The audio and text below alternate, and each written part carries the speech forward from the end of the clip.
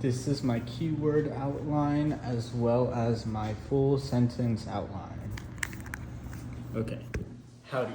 My name is Osio Hernandez, and today I will be presenting speech number 2. Just a disclaimer, I decided to read off of my phone because although I did print out my keyword analysis or my keyword outline and my full sentence outline, I decided that it was just better for me to do it over my phone. I took a take earlier and I was just flipping papers and it just seemed unprofessional to me. So just a PSA for that. So let me start. So my specific purpose for this speech is to inform my classmates about the creation, cultural impact, and lasting legacy of Avatar: The Last Airbender, as well as its subsequent sequel, The Legend of Korra. So with that, let me go ahead and get started. Imagine a world where the 4 elements come together, where it comes alive through bending: fire, earth, water, and air. In a world where you can just move and be one with the elements. It's cool, right? I thought the same thing. So I have become a very dedicated researcher when it comes to this. I have done an extensive amount of research into the Avatar world. And is it a little nerdy? Yes, but I love it. So you might be wondering, okay, well, how much do you love it? Well, so much so that I actually have a sticker right here on the back of my phone. You can see the little characters, it's kind of cute. Also, I'm planning on getting a Avatar tattoo on my left thigh, which you cannot see right now, but I promise it's in the works. It's just a little pricey. So today I will be providing an insightful overview touching on the creation, impact, and ongoing legacy of Avatar: The Last Airbender, as well as its subsequent equal, really, The Legend of Korra. So it was created by Michael DiMartino and Brian Konietzko. The creators both have backgrounds in animation, and these were the masterminds behind the series. So, of course, it was produced by Nickelodeon. The shows feature a unique animation style that is distant and very distinct than many other Nickelodeon TV shows of the time, which, by the way, it was released in 2005. So it was very different than other kids animated TV shows that Nickelodeon was pushing out at this time.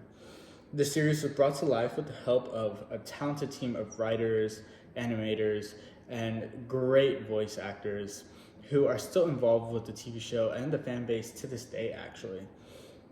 So Avatar: The Last Airbender follows the story of Aang, who is the last airbender. All of the other air nomads had gone extinct by the Fire Nation. Aang is the Avatar, therefore he is reincarnated, and he had been reincarnated into the air nomads. Unfortunately, he went into a state of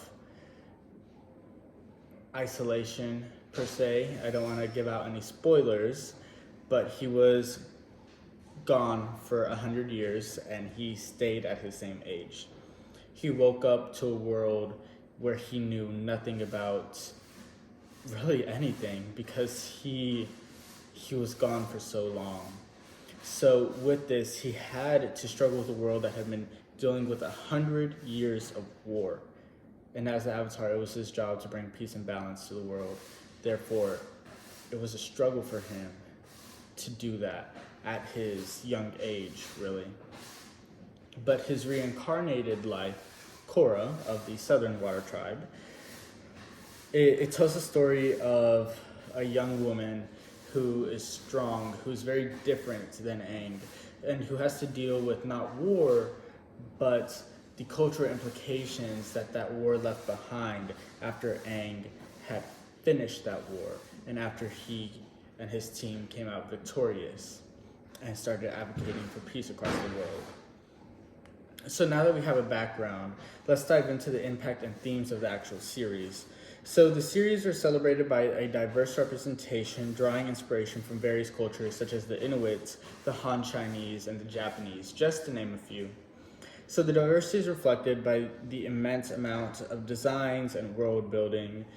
The show's profoundly impact on the audience, society, by promoting inclusivity and cultural appreciation, which is something I really, really love about this series. The series also explores complex themes such as war, like I previously mentioned, spirituality, and personal growth, which goes much beyond and much farther than simple entertainment. Beyond the original TV series, the world of Avatar has continued to expand and thrive by the comic books. So Dark Horse Comics has continued to create these stories and graphic novels as previously mentioned, comic books, adding depth and richness to the narrative, giving us backgrounds on Aang's previous lives and what really created him without even knowing it. So the comics explore new adventures and character developments, keeping the story alive for fans. It feeds us, it gives us more. And the influence of Avatar and Korra extends into pop culture through a variety of merchandise and a very dedicated fan community. As I said, I mean, look at this. And currently, there's actually a live-action remake of Avatar: Last Airbender that was released by Netflix in February, and season 2 and 3 are actually currently in the works. They're in the works to get produced, and I love it, and I can't wait to see the next 2 seasons. It's good. It's giving us some high expectations, you know. But nonetheless, I just want to end off with the lasting impact this series has given me. It's explored a whole different narrative. It's let me escape into a world that is science fiction, and I absolutely love it. Thanks, and get going.